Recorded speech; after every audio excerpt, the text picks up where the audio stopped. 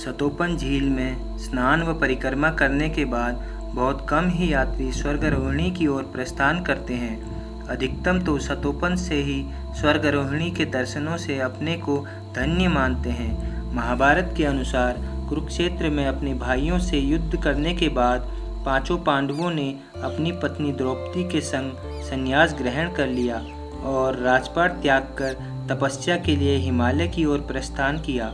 हिमालय में आने के पश्चात पांचों पांडवों ने अपनी पत्नी संग स्वर्गारोहण का निर्णय लिया। कहा जाता है जैसे जैसे पांडव स्वर्ग की ओर बढ़ने लगे उन्हें अपने कर्मों का फल मिलने लगा। द्रौपदी अर्जुन को बाकी पतियों से अधिक प्रेम करती थी, इसीलिए इस कर्म के फलस्वरूप द्रौपदी ने सबसे पहले बद्रिकाश्रम में व्यास गुफा के पास अपने प्राण त्याग दिए। नकुल अपनी सुंदरता के अभिमान के कारण लक्ष्मी वन से आगे न जा सके और वहीं प्राण त्याग दिए। सहदेव को भी अपने ज्ञान का अहंकार था, इसीलिए उन्होंने भी सहस्त्रधारा में ही अंतिम श्वास ली। अर्जुन ने भी अपनी धनुर्विद्या के अभिमान के कारण चक्र तीर्थ में अपने प्राण त्याग दिए। भीम की भी अपनी देह आसक्ति के कारण सतोपंथ में मृत्यु हो गई। अंत में धर्मराज युधिष्ठिर ही स्वर्गारोहिणी तक पहुंच पाए थे।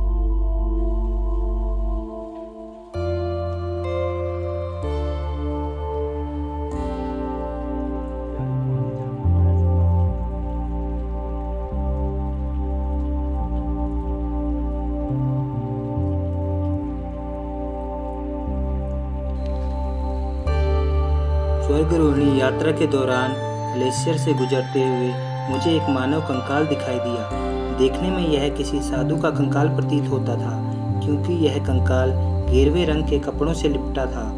शायद इस यात्रा में ही इन साधु बाबा की जीवन लीला पूरी हुई हो।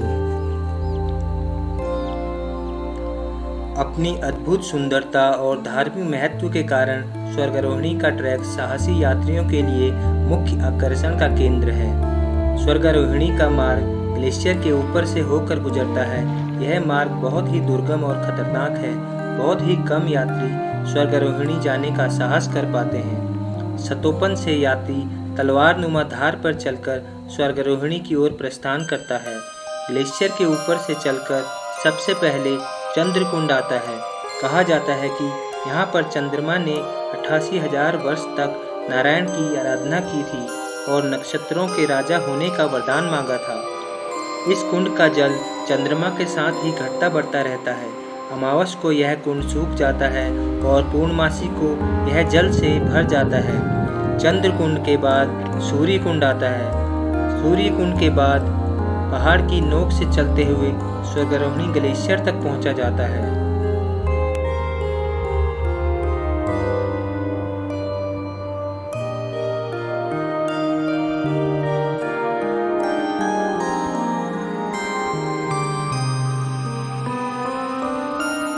किंवदंतियों के अनुसार यही एकमात्र मार्ग है जहाँ से मानव शरीर स्वर्ग जा सकता है। यहाँ पहुंचकर प्राणी धन्य हो जाता है। यहाँ स्वर्ग की सीढ़ियाँ सी बनी प्रतीत होती है। यह वही स्थान है जहाँ युधिष्ठिर और उनके साथ ज्ञासवान स्वर्गारोहण यात्रा तक पहुँच पाए थे। कहा जाता है जब यहाँ युधिष्ठिर को विमान लेने आया तो दूतों ने युधिष्ठिर को आदर से विमान में बैठने को कहा। युधिष्ठिर बोले, इस स्वर्गारोहण यात्रा में रास्ते में मेरे सभी भाइयों ने मेरा साथ छोड़ दिया। एक यही श्वान है जिसने मेरा साथ यहाँ तक दिया। यह श्वान पुण्य आत्मा है। यदि यह श्वान स्वर्ग जाएगा तभी मैं भी स्वर्ग जाऊँगा। यह सुनकर धर्मराज ने श्वान का रूप छोड़कर युधिष्ठिर को दर्शन दिए और यहाँ से सशरीर स्वर्ग की ओर प्रस्थान किया। यह क्षेत्र बहुत ही खतरनाक और भयावह नजर आता है। जहाँ तक भी नज़र दौड़ाओ विशाल हिमखंड और ग्लेशियर दिखाई देते हैं। थोड़ी थोड़ी देर में आपको ग्लेशियर टूटने की भीषण गर्जना सुनाई देती है जो दिल को दहला देती है। जगह जगह आपको खतरनाक हिम दरारें दिखाई देती हैं। स्वर्गारोहिणी की बर्फ़ से बनी सीढ़ियाँ चौखंबा पर्वत के बगल से ही ऊपर की ओर जाती हैं। यह देखने से ही इतनी भयावह लगती है कि किसी भी मनुष्य का यहाँ जाना असंभव है।